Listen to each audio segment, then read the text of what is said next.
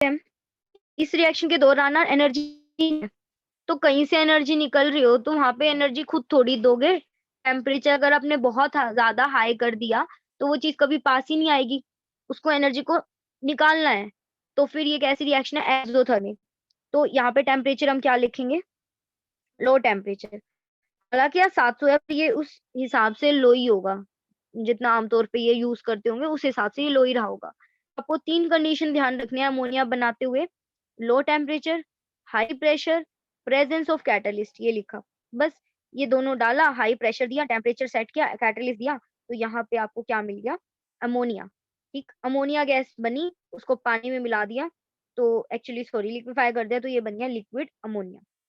उसके अलावा आपको इसकी ये वाली प्रिपरेशन भी रिवाइज करनी है, ये वाली, ये ग्रीन कलर से जो लिखी हुई है, ठीक है। मैं एक बार फटाफट से बता देती हूँ, बहुत आसान है, ठीक है। और अमोनिया कहाँ से निकलती है, इतना तो तुम जानते होगे कि जो भी एक्सक्रीटा होता है हमारा, ह्यूमंस का जो एक्सक्रीटा होता है वो क्या होता है, यूरिया। और बर्ड्स का एक्सक्रीटा पता है ना क्या होता है, यूरिक एसिड, वो जो व्हाइट कलर की सॉलिड है, बर्ड्स उड़ते हुए घरों को भी खराब कर देते हैं, तो उनका जो एक्सक्रीटा होता है उसमें से क्या निकलता है, यूरिक एसिड। जबकि जो एनिमल्स हैं उनका क्या एक्सक्रीटा होता है, यूरिया।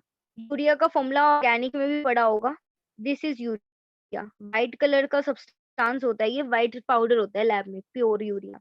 अच्छा, अगर इसका डिकम्पोजिशन हो जाता है, जब बैक्टीरिया से डिकम्पोज करता है, तो बस इतना ध्यान रखना, यहाँ से क्या निकलता है, अमोनिया निकलता है, डेट्स इट। और बाकी CO2 वगैरह निकलती है, तो बन गया ना अमोनिया। तो नेचुरली अमोनिया कहाँ से बनता है, यूरिया का जब क्या हो रहा होता है, डिकम्पोजिशन, तो वहां से कौन सी गैस रिलीज हो रही होती है, अमोनिया। तो ये इसकी वो है नेचर में, जो यूरिया जब खत्म हो रहा होता है तो अमोनिया प्रोड्यूस होता है। और जो कि तुम्हें पता ही होगा कि ammonia is a good fertiliser, क्योंकि वो बेस है। पता है, कहीं पर एसिडिक सॉइल है तो उसमें डाल दो तो वो एज अ, उसको न्यूट्रलाइज करने के काम करता है, खाद बनाने में काम आता है अमोनिया। पता ही होंगी ये सारी बातें। अब लेबोरेटरी प्रिपरेशन कर लेते हैं। जो सबसे पहली प्रिपरेशन थी वैसी वाली प्रिपरेशन थी, कमर्शियल नेचर में जो होती रहती है। अब लेबोरेटरी, आपको इसके अंदर बस 2 चीजें चाहिए, एक एसिड और एक बेस, बस और कुछ नहीं चाहिए। क्या क्या बताया मैंने,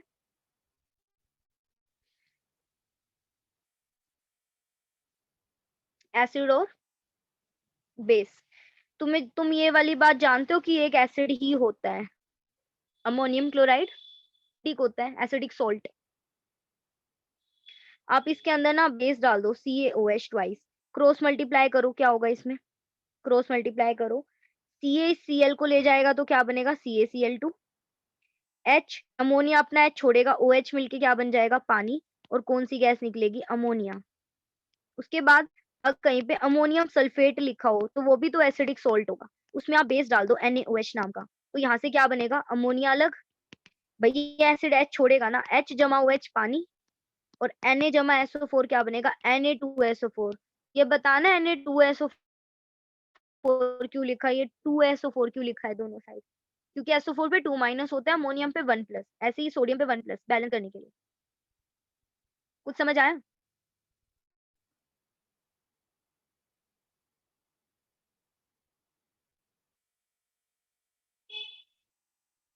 अब ना इसकी प्रॉपर्टीज कर लेते हैं, प्रॉपर्टीज ना मैं फटाफट बता देती हूँ। अमोनिया एक बेस है, बेस कैसे पता, वो पानी में जाके ना H+ को ले लेता है, अमोनियम बन जाता है, तो पता चल गया बेस। और वहां पे OH छोड़ेगा, तो ये अमोनियम हाइड्रो बदले में क्या छोड़ा, पानी में OH, तो ये क्या हुआ, बेस हुआ, पानी में जाके अमोनियम हाइड्रोक्साइड बन जाता है, इसे कहेंगे अमोनिया का सोल्यूशन। अमोनियम हाइड्रोक्साइड क्या होता है, अमोनिया का एक बस सोल्यूशन, पानी में घोल, दैट्स इट, और कुछ नहीं होता, पानी में अमोनिया डाल दो, घोल बन गया अमोनियम हाइड्रोक्साइड। उसके अलावा आप ना क्या करो, मैंने ये यूट्यूब पे वीडियोस दिखाई हुई है, मैं दोबारा दिखा दूंगी। जिंक सल्फेट का सोल्यूशन ले लो, है, उसके अंदर अमोनियम बेस डाल दो, अमोनिया का बेस सोल्यूशन, या सिर्फ अमोनिया डाल दो, पानी तो इसी में होगा। जैसे ही डालोगे ना, उसमें व्हाइट कलर के पीपीटी नजर आएंगे, कैसे, व्हाइट। रिएक्शन याद करवानी जरूरी है बस। तो जिंक फेट व्हाइट लेस होता है, इसमें जैसे ही अमोनियम हाइड्रोक्साइड कर दो इसकी क्रॉस मल्टीप्लाई, Zn को OH से बिठाओ, ZnOH ट्वाइस बनेगा, पता होगा इतना तो। अमोनियम और सल्फेट को भिड़ाओ तो अमोनिया बनेगा। तो वो जो व्हाइट पीपीटी आए थे वो किस चीज के थे? ZnOH ट्वाइस के व्हाइट पीपीटी होते हैं। समझ आ गया इतना? जिंक सल्फेट मैंने तुम्हें दिखा रखा है, ये अभी वही 11th में भी दिखाया था, ये 12th में भी दिखाया था। अभी अभी नेट पे भाग जाएगा दिखाऊंगी तो। तो जिंक सल्फेट कलरलेस था। दो कलरलेस लिक्विड को मिलाया ना तो व्हाइट कलर के पीपीटी आए। बस इमेजिन हल्का सा करने की कोशिश करो, दो कलरलेस चीजों को मिलाएं, व्हाइट व्हाइट कुछ आएगा, वो व्हाइट ये होता है बस। है। उसके अलावा FeCl3 ब्राउन कलर का एक सोल्यूशन होता है, ये एक एंटीसेप्टिक भी है। इसमें अमोनिया का सोल्यूशन डाल दो, देखो क्या होगा। Fe को OH से जोड़ो, FeOH थ्राइस, जिसे हम ऐसे भी लिख सकते हैं, ये रस्ट वाला फॉर्मूला। FeOH थ्राइस को ऐसे भी लिख सकते हैं, ब्राउन पीपीटी होते हैं मोटे मोटे, और अमोनियम क्लोराइड, बस खत्म। तो FeCl3 के सोल्यूशन में अमोनिया डालते हैं तो वहां पे ब्राउन कलर के पीपीटी आते हैं, बस ये बताना है, इसमें और कुछ नहीं है। क्वेश्चन ऐसे आए नहीं है कभी इसमें से। ऐसे आ सकते हैं कि what happens when ammonium chloride is treated with ferric chloride solution, तो we will get brown PPT. समझ रहे हो? बस इतना ही है। उसके अलावा आपने वो तो देखा ही होगा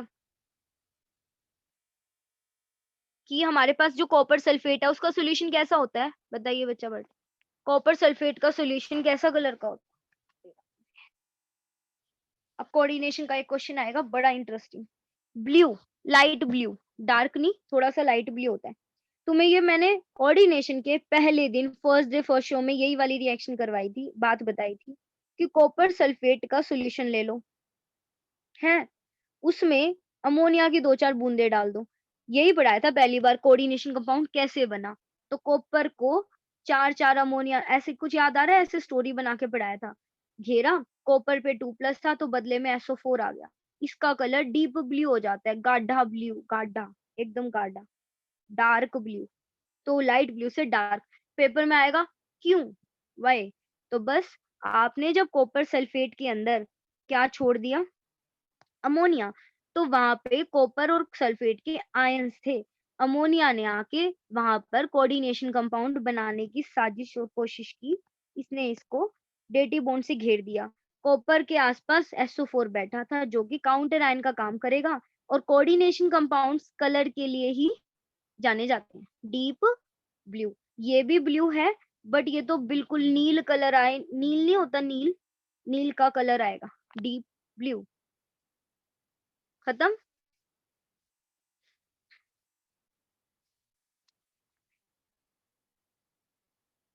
उसके अलावा लास्ट डे लास्ट शो का हमारा ये टॉपिक है, सुनो अब। एक वो होता है, किसी सॉल्यूशन में तुम्हें पता है ना AgCl कैसे बनते हैं, इतना तो पता होगा। कहीं पे मान लो मेरे पास NaCl है, उसमें AgNO3 डाल दूं तो कौन से सोल्ट बनते हैं? AgCl की वाइट पीटी देखे होंगे ना, अभी थोड़े दिन पहले दिखाई कोऑर्डिनेशन का जो क्वेश्चन करा रही, AgCl। अब इस AgCl के अंदर अमोनिया का सॉल्यूशन डाल दो, अमोनियम हाइड्रोक्साइड, तो पता है क्या होता है, वो व्हाइट पीपीटी डिसॉल्व हो जाते हैं, घुल जाते हैं। क्यों? क्योंकि Ag को कौन घेर लेगा आके, ऐसे अमोनिया घेर लेगा दो साइड से। ये जो चीज बनी ना आसपास, ये घूम रहे होंगे OH और Cl बैलेंस करने के लिए। ये जो चीज है ना, ये वाटर सोल्यूबल होती है, इसीलिए ये घुल जाएंगे। और ये जो है इसके व्हाइट पीपीटी होते हैं, तो ये सोल्यूबल कॉम्प्लेक्स बनता है ये वाला। इसी वजह से अमोनिया को जब AgCl में डालते हैं तो उसके जो व्हाइट पीपीटी हैं वो क्या हो जाते हैं, डिसॉल्व। ये सब आप यहाँ इस पेज से पढ़ोगे, देखो ये लिखा, ZnSO4 में अमोनियम हाइड्रोक्साइड डालते हैं तो क्या होता है, व्हाइट पीपीटी इस चीज के आते हैं। ये नाम नाम याद रखना, व्हाइट पीपीटी किसके होते हैं, ZnOH ट्वाइस। FeCl3 में अमोनिया का सोल्यूशन डालते हैं तो ब्राउन पीपीटी इस चीज के आते हैं। कॉपर सल्फेट के अंदर अमोनिया डाल दो तो उसका डीप ब्लू कलर हो जाता है। कहीं पे Ag थे, कहीं पे Cl, AgCl के व्हाइट पीपीटी आए, उसमें अमोनिया डाल दो तो ये चीज बनती है, ये वाली चीज। ये कैसी होती है चीज, कलरलेस, वाटर सोल्यूबल, इसीलिए ये कलरलेस है। व्हाइट पीपीटी घुल गए, डिसॉल्व हो गए, क्योंकि वो चीज वाटर सोल्यूबल होती है, दैट इट। और आपको इस पूरे चैप्टर में ध्यान रखना है, अमोनिया भी गैस है, ठीक है, हाइड्रोजन बॉन्डिंग की वजह से लिक्विड होता है वो रूम टेम्परेचर पे। उसके अलावा ये ध्यान रखना है कि अमोनिया की पंजेंट ओडर होती है।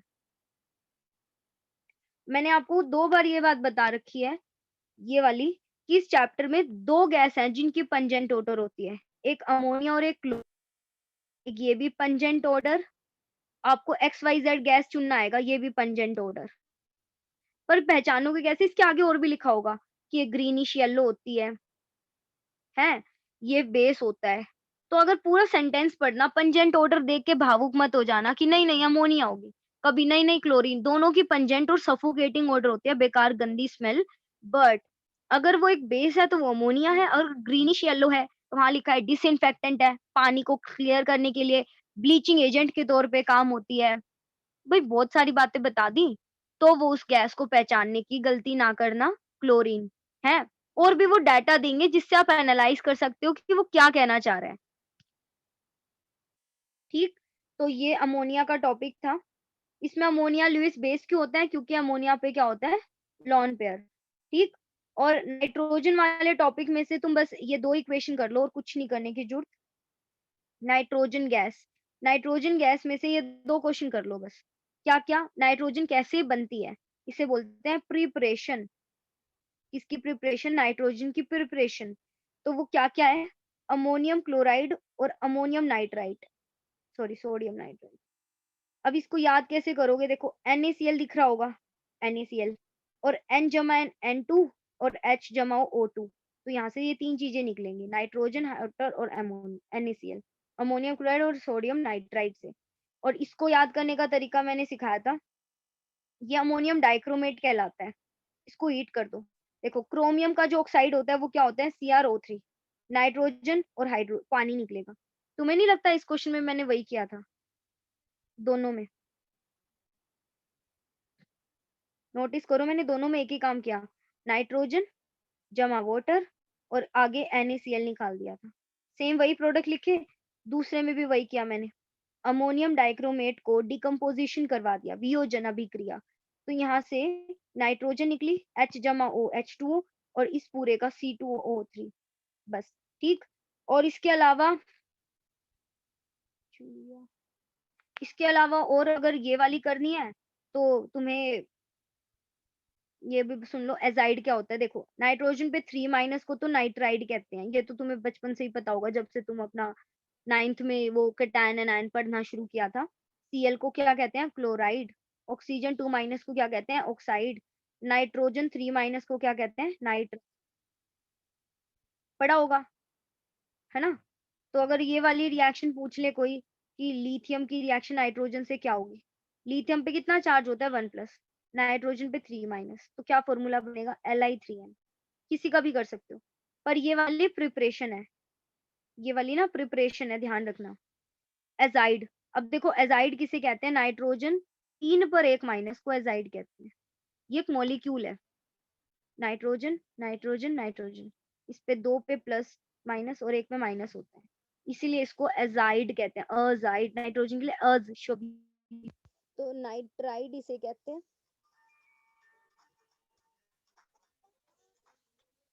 और बेरियम इसे कहते हैं, बेरियम, इस पे 1-, क्या बन गया? Ba1N3 का होल ट्वाइस। इसको मैं हीट कर दूं तो Ba अलग हो जाएगा और नाइट्रोजन गैस अलग हो जाएगी। यहाँ से नाइट्रोजन की क्या आ गई? प्रिपरेशन। और तो इसमें कोई और रिएक्शन ही नहीं है, देख लो, और तो सारी कुछ भी नहीं है इसमें। वो सोडियम एजाइड का थर्मल डिकम्पोजिशन का क्या मिलेगा? तो सोडियम और नाइट्रोजन अलग हो जाएंगे।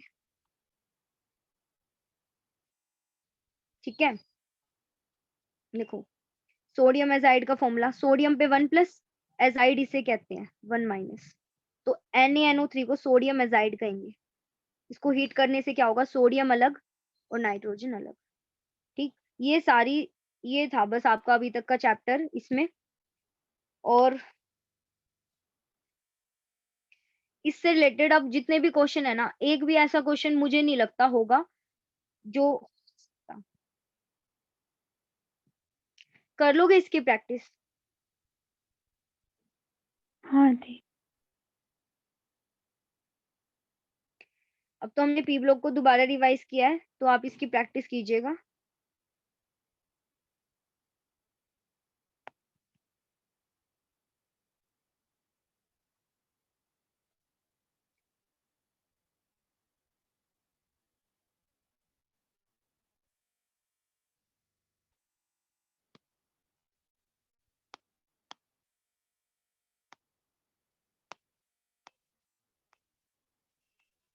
बताना, ये कर सकते हो सारे question. Nitrogen nitrogen bond weak होता है पीपी बॉन्ड से। वाई? नाइट्रोजन नाइट्रोजन का अगर सिंगल बॉन्ड है वो पीपी बॉन्ड से वीक होता है, क्यों? अगर सिंगल बॉन्ड होता तो due to lone pair repulsion, क्योंकि तीन तीन लॉन पेयर, उसकी वजह से वो वीक होता। पर इसीलिए नाइट्रोजन वीक ना होने के लिए ट्रिपल बॉन्ड बना के रहता है। इसमें बोला था नाइट्रोजन नाइट्रोजन का अगर सिंगल बॉन्ड होता तो वो वीक होता। पीपी क्यों नहीं है वीक? क्योंकि पी और पी में दूरी ज्यादा है, तो लॉन पेयर दूर दूर है, तो उसमें रिपल्शन नहीं होंगी। ये क्वेश्चन कर लोगे बी पार्ट। एक बार डाइल्यूट से, एक बार कंसंट्रेटेड। अच्छा एक बार सुनो, रिएक्शन नहीं पूछी, नेम ऑफ द गैस पूछा है, रिलीज। HNO3 में कौन सी गैस रिलीज होती है डाइल्यूट में? और नीचे वाले में NO2। कितना सिंपल क्वेश्चन है, देखो 2 नंबर का है ये, पता है तुम्हें? ये पूरा 5 नंबर का आया था उस जमाने में 2019 में। 3 नंबर का ये और 2 नंबर का ये। मान लो तुम्हें ये नहीं आता तो तुम्हें नहीं लगता मक्खन है ये क्वेश्चन, ये वाला? एटलीस्ट 2 नंबर तो, पूरा चैप्टर तो पढ़ने की जरूरत ही नहीं है। अगले में H3PO4 का डिस्प्रोपोर्शनेशन करना है, तो कैसे करोगे? फोस्फीन निकलेगा और ये निकलेगा। XeF4 का स्ट्रक्चर, स्क्वायर प्लानर। बहुत आसान क्वेश्चन है, बहुत। एसिडिक कैरेक्टर पूछा है भाई इसका, सबका पूछ लिया मैंने, तो ये आपसे डिस्कस भी नहीं किया वैसे इन दिनों। P4O6 लिखते हैं इसको, डबलिंग होती है ना इसकी। जैसे ये पूछ लिया, नाना पाटेकर सब्जी O6Bi2O3, ये है जैसे क्वेश्चन कि भाई एसिडिक कैरेक्टर बताओ, इनमें से किसका ज्यादा होगा? एसिडिक कैरेक्टर उसका ज्यादा होता है जिसका साइज छोटा और जिस पे पॉजिटिव चार्ज ज्यादा हो। सब पे चार्ज ना सेम है, 3+3+। कौन है? हाँ, 1 मिनट रुको।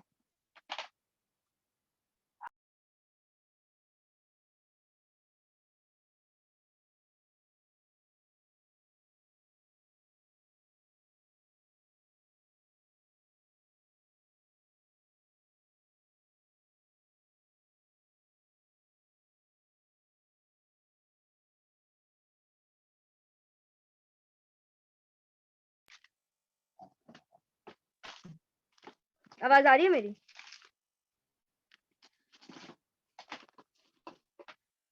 ओके देखो, सब पे चार्ज तो सेम है। एक क्वेश्चन पूछा था ना ये वाला, ये एसिडिक कैरेक्टर और डिक्रीजिंग, भाई चार्ज तो सेम है। अब कौन होगा एसिडिक? जिसमें इलेक्ट्रॉन लेने की ज्यादा जरूरत होगी, जो छोटा होगा। छोटा कौन है इनमें से? ये। तो इसमें आंसर लिखना है तो ऐसे लिख के आना। डिक्रीजिंग पूछा है ना, P2O3 लिख दो, छोड़ो उसको, डायमर। ये इसका आंसर है। देखो अपना ये सब कुछ आता है, मेरी जरूरत नहीं है, ये सब आता है। बस वही बात है कि रिकॉल रिकॉल रिकॉल, बस और कुछ भी नहीं है। देखो बहुत बहुत आसान है ये सब, 1000 बार बता चुकी हूँ, छोटा साइज है ये सब। तो वही बात रिपीट करने से कोई लाभ नहीं होगा आपको। बस यही है कि कुछ भी नहीं है एक्चुअली, तुम्हें आता है ये सब कुछ, है ना? आपको ये सब कुछ आता है। ये देखो, ये वाला भी आता है तुम्हें। जब एक सल्फ्यूरिक एसिड को अननोन सॉल्ट में, देखो ये कितना अच्छा क्वेश्चन है भाई। सल्फ्यूरिक एसिड को हमने एक अननोन सॉल्ट में डाला, टेस्ट ट्यूब में, ब्राउन गैस निकली। ब्राउन गैस कौन सी है भाई इस दुनिया में जो हम पढ़ते हैं? और कुछ सोचने की जरूरत ही नहीं है, हमें नहीं पता आगे क्या है, कुछ पता ही नहीं। देखो हमें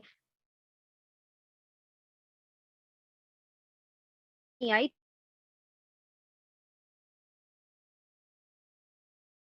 सॉल्ट, कैसे बताऊं? Are you getting my point? मुझे रिएक्शन क्यों नहीं याद आई? मैं सोच रही थी कि क्या आई नहीं, क्योंकि अननोन सॉल्ट है, नहीं पता। बट एंड ब्राउन गैस तो NO2 है, इतना तो पता है, कर रखा है ना ये हमने, NO2 है। आगे इन्होंने बोला कि इसमें कॉपर टर्निंग डाली, इसका कलर डार्क हो गया, ठीक है भाई। और इसको जब हमने ठंडा किया ना तो कलरलेस सॉलिड, तो भाई दूसरी गैस क्या होगी? दूसरा जो सॉलिड है इसका डाइमर बन गया। दोनों की स्ट्रक्चर पूछ ली। और why does gas a changes to solid on cooling? Due to वही ओड इलेक्ट्रॉन वाली बात, चीज इवन बनने के लिए उसने क्या बना लिया? डायमर। कर लोगे? ये भी पढ़ रखा है आपने। XeF4, SbF5, वो 5 से 6 होना चाहता है, ये इसको दे देगा। याद आया? मत करो। इस पे प्लस और इस पे माइनस, दैट्स इट। और ये तुम्हें आता ही होगा, है ना? अब ऐसा करो, पी ब्लॉक के कुछ क्वेश्चन सेंड कर रही हूँ, अगर वो तुमसे ना हो तो मुझे बताना, हो जाए तो अच्छी बात है। अगर ना हो तो मुझे बताना कि जी मुझसे नहीं हुआ ये क्वेश्चन। पी ब्लॉक का कौन सा ग्रुप? 15th और 18th। फिर हम एक बार 16वां ग्रुप रिवाइज करेंगे, 17 इसलिए नहीं करेंगे, 17 अभी अभी हमने खत्म किया है। जब ये हमारा सिलेबस खत्म हुआ था तभी हमने 17 किया है, उसकी पूरी यूट्यूब पे वो है रिकॉर्डिंग, उस पे ड्राइव पे। तो हम सिर्फ 16 को रिवाइज करेंगे क्योंकि वो हमने बहुत पहले पढ़ा था। ओके, 16वां। चलिए, अब आप क्या करोगे? 15th के सिर्फ 15 के क्वेश्चन करेंगे। हेमा, तुम्हारे पास एमटीजी है ना? हाँ दी, बट 15 के उसमें क्वेश्चन ही नहीं है क्योंकि वो पुरानी है, पिछले साल की। अच्छा, चलो मैं तुम्हें क्वेश्चंस भेजती हूँ। 15th ग्रुप के क्वेश्चन करो आज सिर्फ, और बस, और तो जो पढ़ रहे हो वो पढ़ते रहो।